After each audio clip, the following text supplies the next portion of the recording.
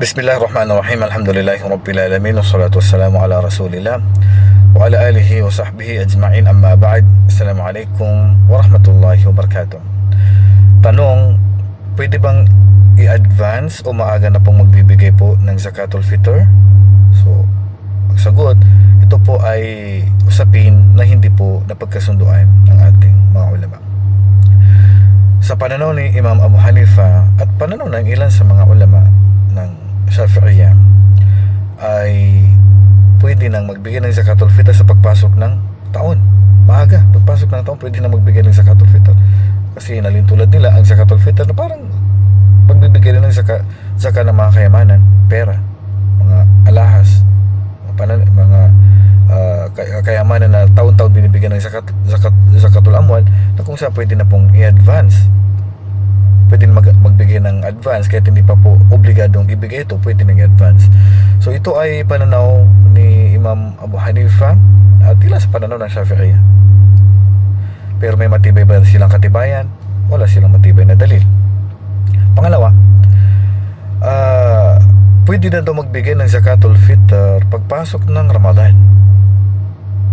Ito ay pananaw ng Shafi'iyya at ilan sa pananaw ng Hanafiyya.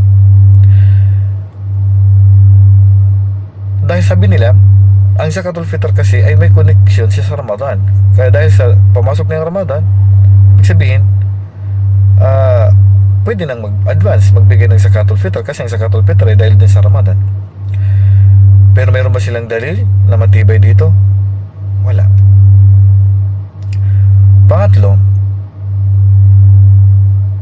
isa sa riwaya ng pananaw ng Malikiyya na pwede nang mag-advance, magbigay ng zakatul fitr 3 days, 3 araw bago ang Eid, ay pwede nang magbigay. So meron silang dalil din sa hadith na o sa asar na inasala si Nafi' si Ibn Umar radhiyallahu anhuma ay nag-advance nang magbigay ng zakatul fitr 3 days before Eid. So ito may paano may dalil mula sa asar, mula sa sahaba si Ibn Umar radhiyallahu anhu. Pangapat, 1 to 2 days, 2 araw o kaya ay 1 araw bago ang Eid. 2 days pa lang o 2 araw pa lang o 1 araw na lang bago ang Eid, pwede na mag-advance, pinintulutan na. Ito rin ay pananaw din ng ilan sa mas ng Malikiyya. Kasi ang pananaw ng Malikiyya, dalawa. So, mayroong 3 days, pwede na. Mayroong 2 days, pwede na. Or 1 to 2 days. Ito ay pananaw ng Malikiyya at ng Hanabila. At ito rin ay sinang-ayunan nila Sheikh Uthaymin, Sheikh Bin Baz. Ang dalil nila ay ganun din kay Ibn Umar radhiyallahu anhu sa asar na advance na nilang ibinibigay ang zakatul fitr 1 to 2 days. So, kahit pa paano may dalil to. Kaya naman, ang pinakamainam na pagbibigay ng zakatul fitr ay doon sa may dalil. Kasi hindi naman gagawin ni Ibn Umar yung kung hindi niya ito nakita sa panahon ng propeta sallallahu alaihi wasallam.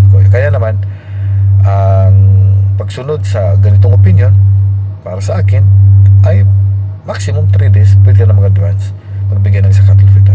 Kasi kung pagpasok pa lang ng Ramadan saka ka magbigay, meron sa mga ulama nagsabi na hindi tanggap talaga yun. Hindi tanggap ang zakatul fitr na yun. Or 1 week pa lang bago ang Eid, magbibigay ka na, meron sa mga ulama nagsabi hindi tanggap. Kaya paglabas natin dito, pinakamainam, doon tayo sa kahit pa paano mayroong dalil.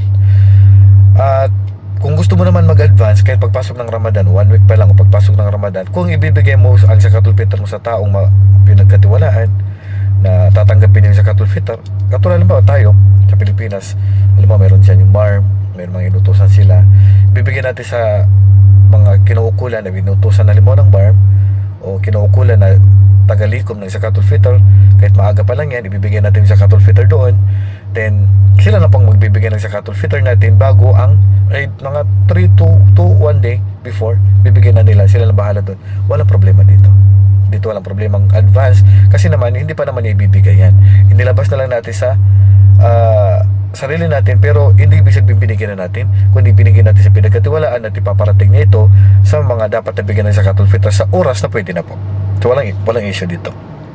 Ang problema lang, yung dinirekta mo nang binigay mo na doon sa mahirap, dinirekta mo na yung zakatul fitr mo sa dapat nabibigyan na talaga ng advance. So pag-iwas na lang sa ganitong gawain ang pinakamahinam, kasi mayroon sa mga ulama nagsabi na hindi tanggap ang zakatul fitr. Kaya naman, ang payo ko, kung gusto mong i-direct na ibigay na, so mga 2 3 to 1 day before Eid, pwede na. Huwag naman masyadong advance. At kung advance ka, doon na lang sa mga tagalikom ng zakatul fitr para sigurado pa tayo. Okay? Wallahu a'lam. Wa sallallahu ala nabiyina Muhammadin wa ala alihi wa sahbihi ajma'in. Assalamualaikum warahmatullahi wabarakatuh.